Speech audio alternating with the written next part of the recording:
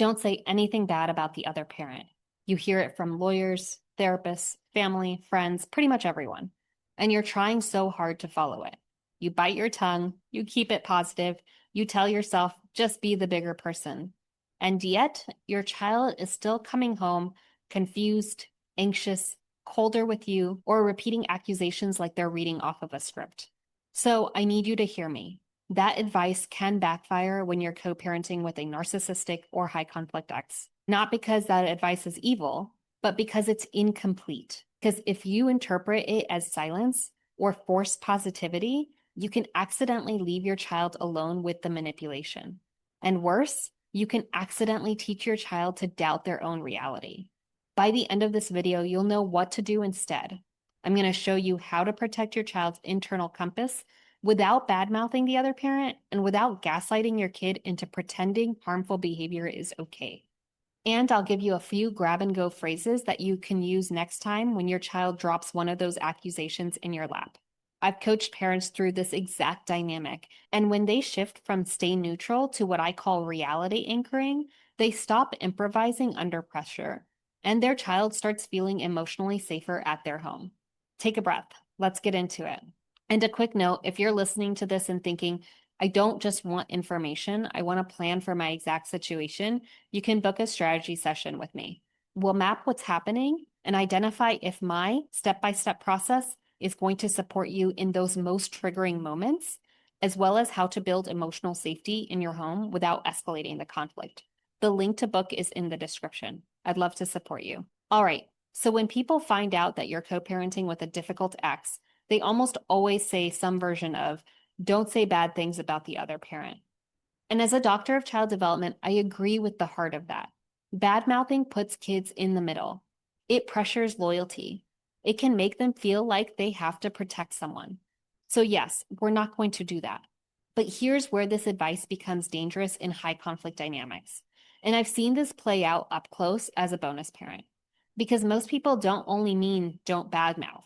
They also mean act like the other parent is fine. They mean keep it positive. They mean say nothing.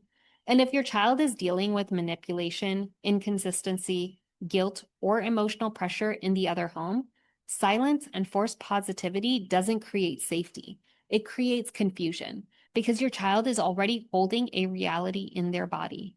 They feel the tension. They notice the mood shifts. They know when something doesn't feel okay, even if they can't explain it with adult words. So when your child comes to you with mom said or dad told me, or they repeat an accusation that sounds older than they are, and your response is basically, nope, everything is fine. Your other parent is great. You're not keeping them safe. You're accidentally teaching them not to trust themselves. And that's what we're fixing today. So I want to give you a simple framework that replaces don't say anything bad with something more accurate. It's a 4-part approach. Understand, validate, clarify if needed, and empower.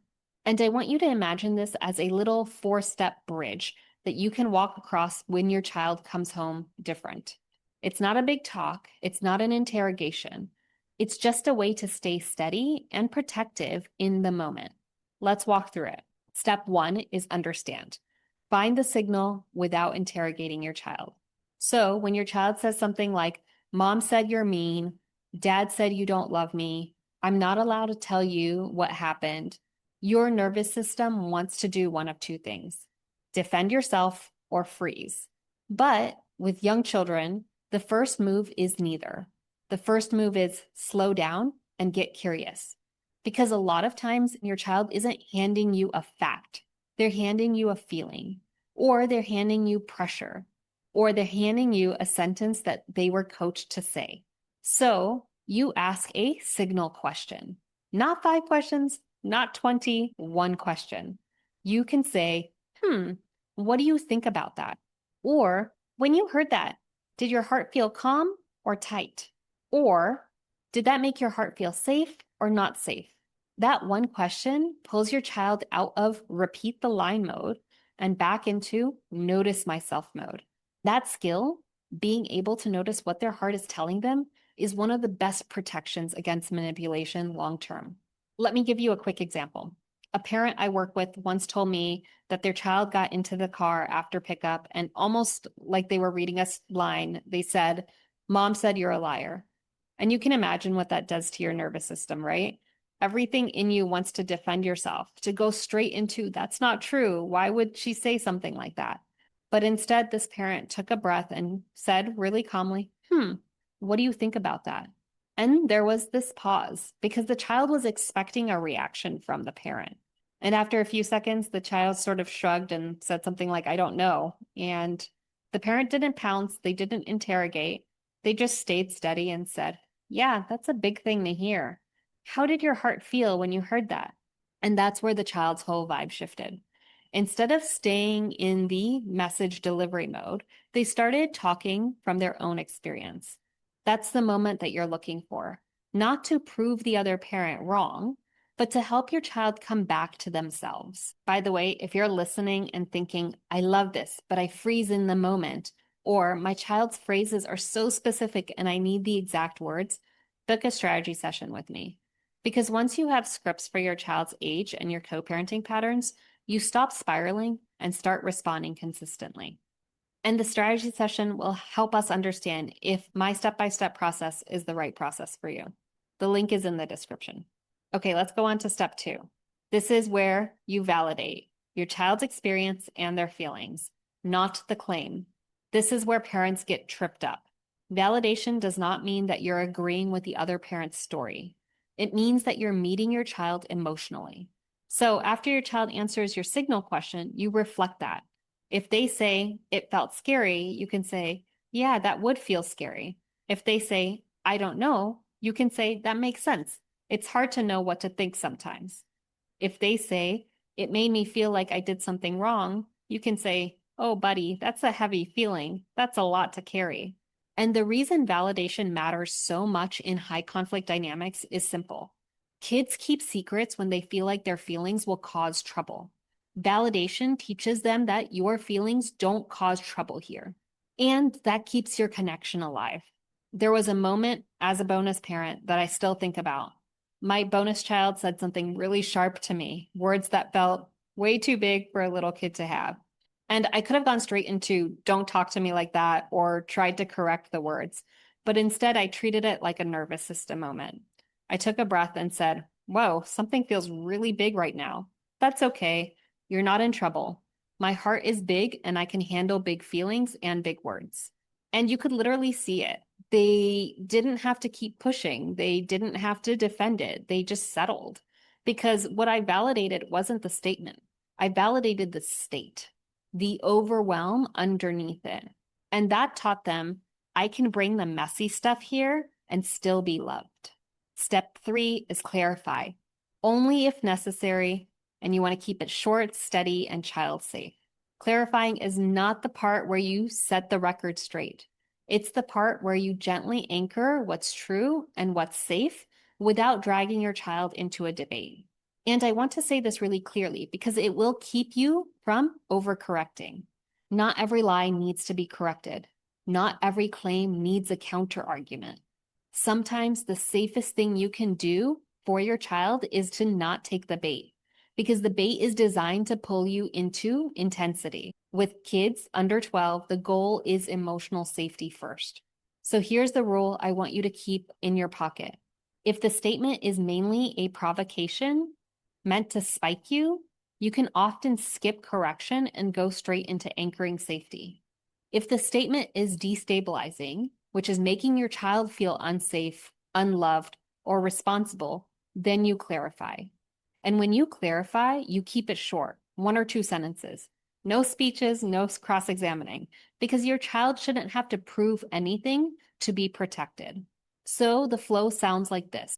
You acknowledge the size of what they heard. You reflect their experience in a simple way, and you anchor reality. Let me give you 2 examples. If your child says, "Dad said you're a liar," you do not need to launch into, "No, I'm not, and here's why, and your dad." You can simply say, "Okay, that's a big thing to hear."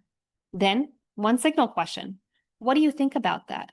And then you validate what it's like to hold a statement like that without agreeing or disagreeing. "Yeah, that's a lot to carry." And then you anchor the process, not the accusation. You don't have to solve adult stuff. You can just be a kid here. And that's it. No courtroom, no debate, just safety and connection.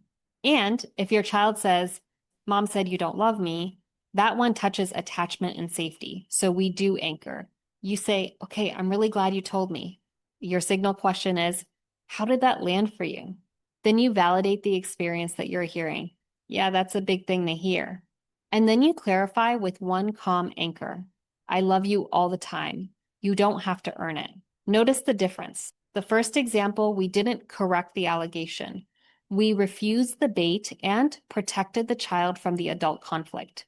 In the second example, we did clarify, because leaving a child unsure about love and safety is where long-term harm can form. That's reality anchoring.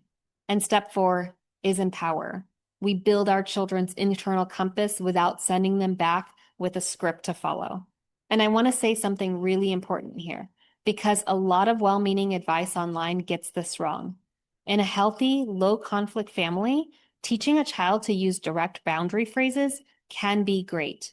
But in a high-conflict or narcissistic co-parenting dynamic, sending a child back with lines to deliver or coaching them to stand up to that parent can actually make things worse for the child. It can trigger backlash, more pressure, more interrogation, sometimes punishment. So I don't want your child walking into the other home with a script that makes them less safe. That's not empowerment. Real empowerment for kids under 12 in high conflict co-parenting dynamics is often invisible. It's helping them notice what their heart is telling them and then choosing a safe way to steady themselves without challenging the adult in the moment. So after you've understood, validated, and clarified, what you're really giving your child is this message. You can trust your internal signal and you can come back to yourself. That can sound like if your heart feels tight, that's a signal. You don't have to fix grown-up feelings. You can keep your thoughts inside and tell me later. You can focus on your breath and your body until you're back in a safe place. And for younger kids, I'll keep it very simple. When your heart feels tight, see if you can take 3 slow breaths with your mouth closed. Feel your feet, hold your hands together, look around and name 5 things you can see. These are regulation skills that don't loudly announce, I'm setting a boundary with you. They help your child stay anchored without escalating anything. And then you give them a safe outlet that happens in your home. And when you come back here, you can tell me, you won't be in trouble. You won't hurt my feelings. My heart can handle the truth. Because again, the goal isn't to turn your child into a tiny advocate in the other home. The goal is to help your child stay connected to themselves until they're back with you. Let's talk about the tightrope that you have to walk as the safe parent, because this is the exact spot where good parents get stuck. You don't want to badmouth, but you also don't want to say things that feel untrue to your child. So here's the rule of thumb I want you to keep. Don't comment on the other parent's character. Do comment on your child's experience and your home standards. Character sounds like your dad is a liar, your mom is crazy. You don't do that. Standards sound like you deserve to be spoken to kindly. You're allowed to say no here. You're not responsible for adult feelings. That protects your child without recruiting them. And if you take nothing else from this video, take this. Your child doesn't need you to convince them the other parent is good. They need you to show them that their inner signals matter, because their inner signal is what protects them for life. The safest home isn't the home that pretends. It's the home that can handle the truth calmly, no matter how triggering it may be for you. Let me give you a few quick phrases that you can screenshot mentally. If your child says, Mom said you're mean, you can say, that's a hard thing to hear. What do you think about that? If your child says, Dad said you don't love me, you can say, whoa, what did that feel like in your body when you heard that? And then, in this house, you are loved always. If your child says, I'm not allowed to tell you, you can say, you're safe here. You're not in trouble for telling the truth. If your child says, don't tell Mom I told you, you can say, okay, thank you for telling me. You don't have to carry this alone. Short, calm, clear. That's the whole vibe. The sentence matters, but the calm nervous system behind the sentence matters more. If you're dealing with a high conflict co-parent, your child is going to be exposed to pressure. That's the reality. But your child's future doesn't depend on you controlling the other home. It depends on whether your child has at least one home where they can tell the truth, feel their feelings, and come back to themselves. That's what builds resilience.